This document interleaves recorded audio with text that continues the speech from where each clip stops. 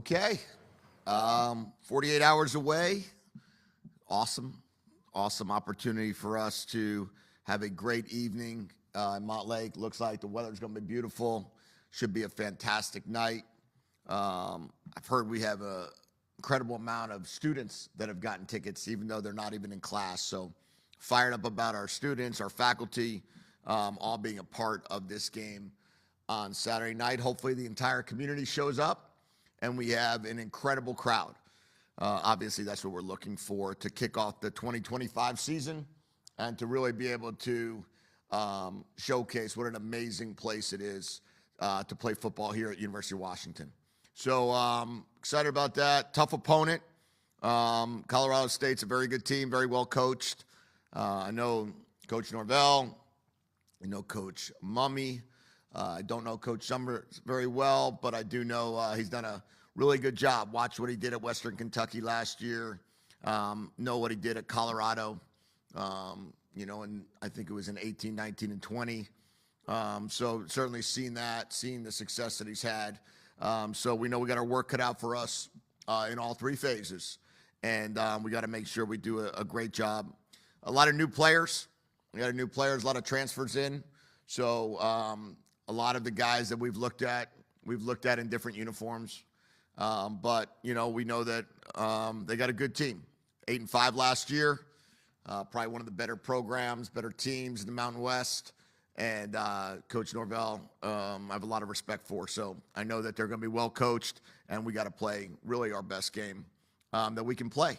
And that's with all three phases, with everybody playing at a high level. But we're excited about it. We've practiced really well.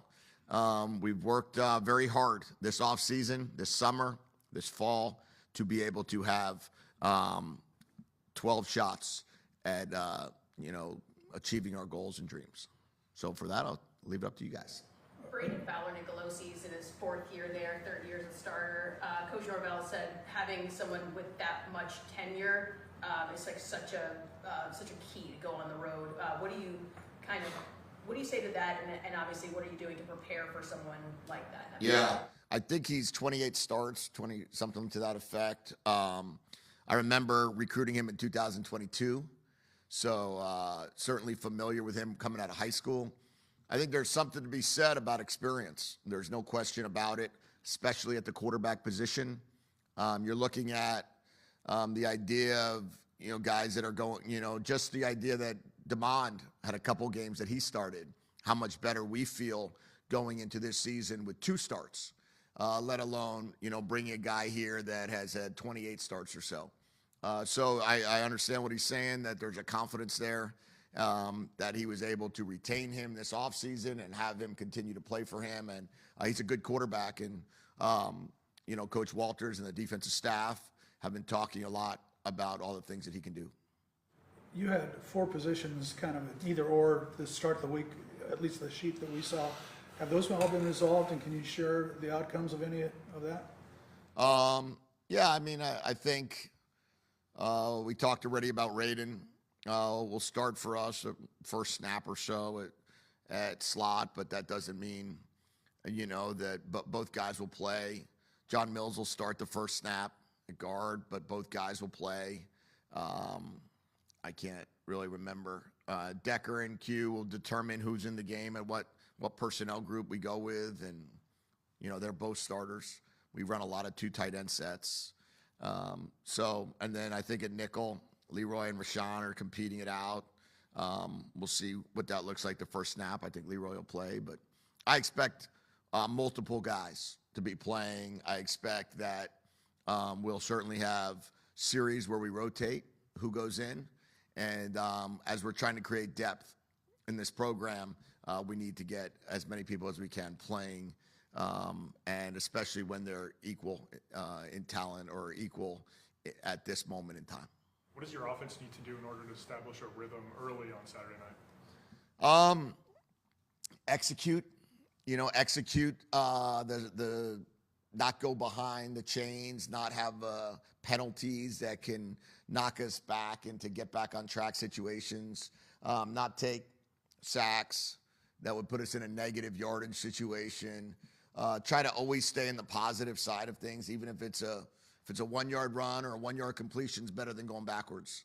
That's how you stay in rhythm and not turn the ball over, right? We've got to, end every drive with a kick. That drive might be a punt. That might be a punt or a field goal or an extra point, but we don't want to end the drive by giving them the ball. But I think that our guys will come out, early on, first game of a college football season. You don't know what it's going to look like. We don't have preseason games, so we don't have the ability to ever go against anybody else. We can't practice against other teams, so we don't know how we compete, how we compare. Really, the last game we played was December 31st, and other than spring games and scrimmages. So we'll see what it looks like, but our goal is to get into some rhythm. Jedd, you mentioned crossing paths with Coach Norvell and Coach Monty. Where and what are their strengths in your mind? I have never worked with either of them. I've just known them through the years of different places that I've been or different clinics or conventions that I've worked at. I know that Coach Norvell and I share a relationship with Zach Taylor. I know Coach Norvell was his offensive coordinator at Nebraska. Zach is one of my close friends. Coach Mummy, I've known since 2011 when I was at University of Miami, when he and his dad came and spent a few days visiting us when I was trying to, learn a little bit more about the air raid. I would say that Matt Mummy's dad is one of the greatest football coaches that we've had in this sport that people don't talk about enough. And people don't recognize what he did for this sport. And that when you look at what Coach Leach did it as Coach Mummy's assistant. When you look at Coach Holgerson, as Coach Mummy played for Coach Mummy at Iowa Wesleyan. When you look at some of the things that go into how Mummy has done in this profession, bringing the air raid to Kentucky, I just have so much respect for him.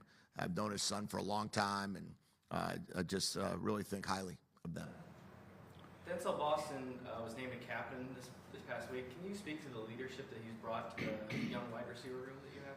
Yeah, he's been fantastic when it comes to mentoring those young guys and holding them accountable and teaching them the offense and making sure they watch extra film and making sure they're on the jugs machine and making sure that they're getting the extra work needed and also not tolerate bad reps.